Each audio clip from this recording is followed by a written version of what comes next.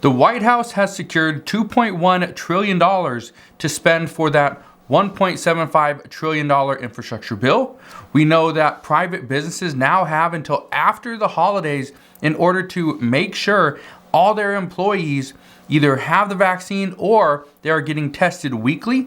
We know that Chinese officials are telling their residents in China to make sure they stock up and be prepared in case of emergency. The Senate, they voted on a voting rights bill yesterday, but to no surprise, it didn't pass, and I'll explain what's going on there. And the new jobless claim numbers came in this morning. Experts are saying they are looking better than expected, which is really good news. So that's what we're going to discuss in today's video.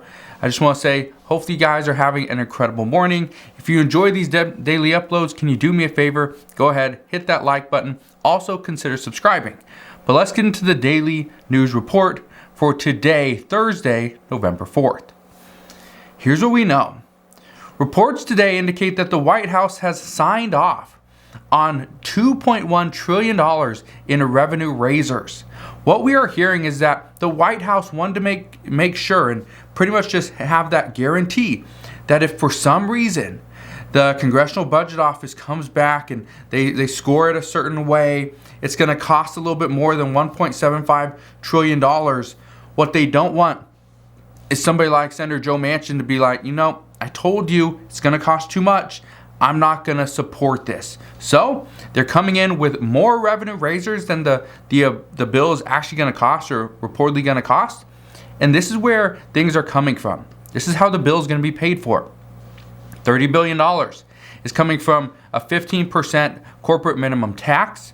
We know $125 billion is, and this again is over 10 years, is going to come from a 1% stock buyback tax. $365 billion is going to come from a corporate international reform. We got $230 billion coming from an adjusted gross income surcharge for millionaires and billionaires. This is pretty much, you get a surcharge of 5% of your income if you make over $10 million, and it goes down to 3% of any income over $25 million. So that's how the surcharge will break down. We got $250 billion for closed Medicare tax loopholes. We got $160 billion to limit business losses. This is a lot of things. These are things that a lot of billionaires and millionaires, really entrepreneurs, are doing. There's a $400 billion that's going to come from IRS investment, right, to go after those tax cheats. $250 billion is coming from reduced cost of prescription drugs, which was put into the bill just recently, and about $50 billion for other closed loopholes as well. That's kind of how the revenue raisers are breaking down. Currently, House Democrats are being told to have answers on this bill. How they're going to vote for this bill, they need answers. And leadership wants the answers by 11 a.m. today, which means the second this video goes live, if you are watching this video, that means that the House leadership should have answers. That means Speaker Nancy Pelosi and House Majority Leader Steny Hoyer should have the answers from all House Democrats, how they're going to vote. So here's what I can tell you. If a vote gets scheduled for today or potentially tomorrow, that means that House Democrats have the votes. However, if they do not come out and say that we're scheduling a vote for, whatever o'clock on Thursday or Friday, just understand they do not have the votes. They're still trying to find the numbers. That is the big issue, because right now, we do know that Senator Joe Manchin is wanting to hold up the Senate side. But is he talking to the moderates in the House? Representative Josh Gottheimer and others. Is that what's going on? Some expect that is. That is what part of the holdup is. So we will see. But this doesn't mean that if this bill doesn't get a vote today or tomorrow, it doesn't mean it's not going to pass. According to multiple reports, and according to Progressive Chairwoman Pramila Jayapal, she says progressives are ready to vote. She says that it's time to deliver for the people, and these two packages will pass this week. I told you guys this yesterday. The expectation is we are supposed to get a vote on Friday.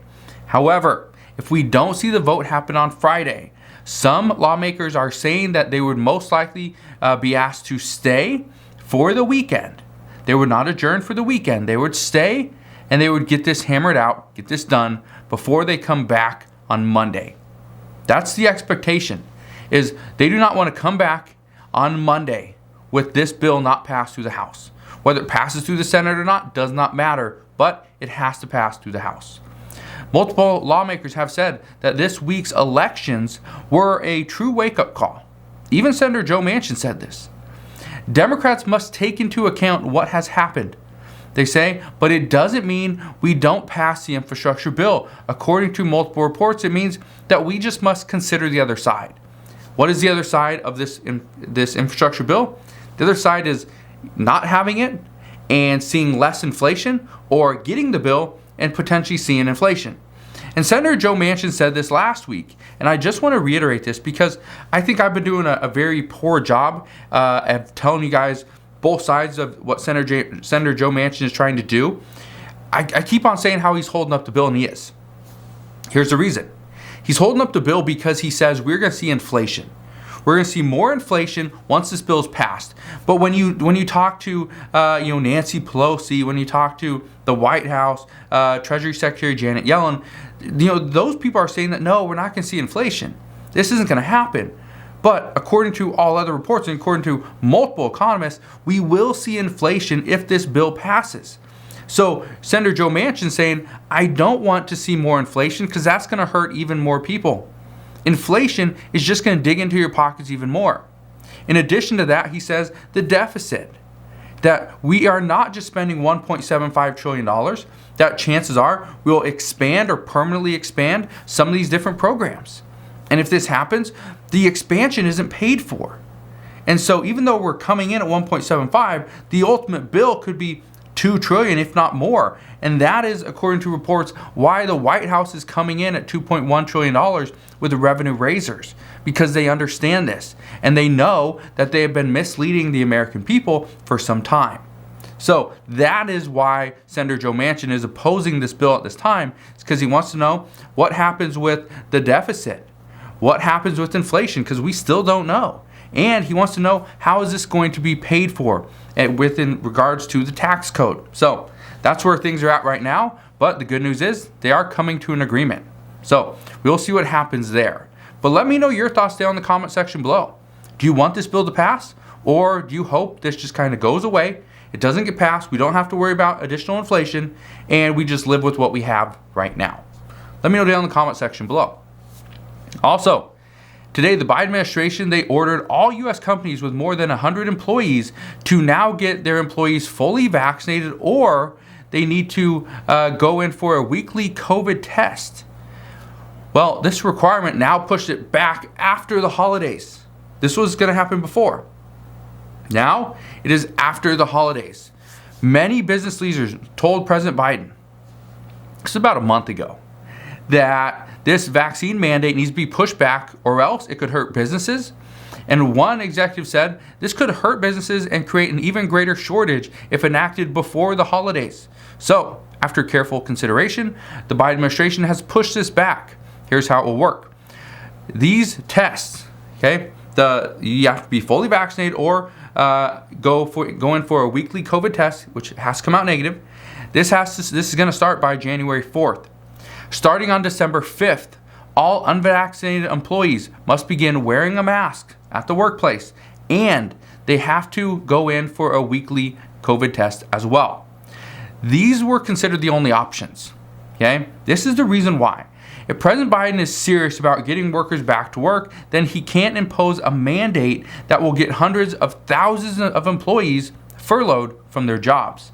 Today, the U.S. weekly jobless claims came in, and they came out at just 269,000. The expectation was over 270.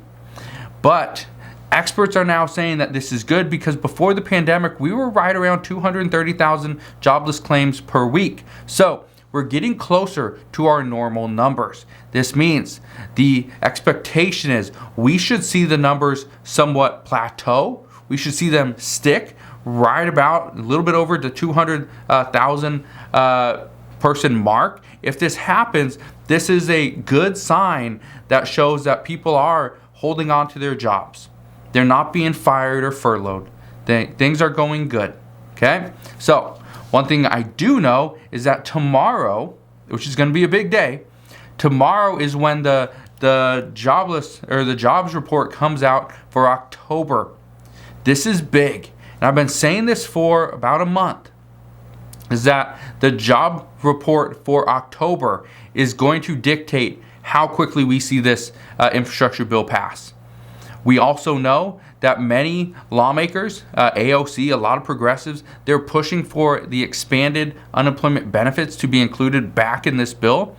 What we see happen tomorrow is going to dictate where those discussions go. At this time, any unemployment benefits are not in the infrastructure bill. Could they be added? Yes. If things look just drastically worse than last month, they could be, theoretically added. But at this time, the expectation is they will not be included. So we'll see what happens there. But as I know more, I promise I will share more. We also know yesterday that the Senate took up a vote on the John Lewis Voting Rights Act. This was something that a lot of media said it had bipartisan support, which it did. That's not a lie. It did have bipartisan support because this bill was pretty much drafted by two people. Senator out of Alaska, Lisa Murkowski, and Senator out of West Virginia, Senator Joe Manchin. Okay, Democrat, Republican. That's bipartisan support. But here's what happened. Even though Senator Murkowski was in favor of this bill, obviously because she helped draft it, the bill didn't pass the filibuster. It didn't get the 60 votes it needed. It actually only got 50. Well, there's 50 Democrats. There's 50 Republicans. One person actually didn't vote. But it's 50-50 in the Senate. Here's what happened. Senator Lisa Murkowski, she voted yes. She was the 50th vote. Well, she voted yes, right? But there were 49 no's. The one Democrat that voted no was Senate Majority Leader Chuck Schumer. But he voted no because it's a procedural vote, kind of just the way it works. He voted no, so now he can bring back the vote for another vote. Bring back the bill. So that's pretty much what's happening there. But even though lawmakers say we have to get this passed, they say there's a lot of stuff on their ticket. They got to do a lot of things. They're trying to get the two infrastructure bills passed. And when those pass, then they got to work on the debt ceiling increase, okay? Which at the same time, they need to work on the government funding bill. Both the debt ceiling and government funding bill should be passed by December 3rd. Lawmakers say that the voting rights bill will be the next thing up. They say this is going to be something that is extremely important, but it does have a deadline because we do have to consider that this is going to be happening during a midterm election or a midterm election year. 2022 is an election year. So they say we have to get this done. This is very important. So we'll see what happens there. We also know Chinese officials have been telling Chinese residents to stock up on supplies before it is too late. And many people, and I've been seeing this all over social media, especially on TikTok and other places, where people here in the U.S. are going to Costco and Walmart and Sam's Club and all these Kroger's, big stores, and buying as much stuff as they can, just hoarding it. Because they say Chinese officials are telling us we need to stock up. Here's what I can tell you. Chinese officials are telling Chinese residents to do this because they say supply chain issues are only getting worse, which will impact us here in the United States. They say manufacturing has slowed and certain items could be very limited, which again could impact us here in the United States. And Chinese officials warn that with COVID lockdowns coming once again, they say people will be forced inside, not just for recreational activities, but for work as well. They will not be able to go to work, which is going to cause more supply chain issues, shortages. So here's what I can tell you. Just this past weekend, you may have seen the story, but Disney parks in, was it Shanghai? Somewhere in China, they actually had to lock down. 30,000 people were on lockdown because one person tested positive for COVID. So what had to happen was every single person had to get a COVID swab test. It had to be negative before they could even be let go. That's what we heard. So China is serious about this zero COVID, and they are going to ensure that this gets pretty much, there's an end to this very soon. One of the things that's going to happen is China is not, they're not opposed to doing an additional lockdown. However, this is where things are a little bit different here in the United States. Here in the US, we will not be impacted by these lockdowns. We will not be impacted by our lockdowns. If China locks down, just to give you an idea, if China decides to lock down, that means manufacturing comes to a halt. Shipping comes to a halt.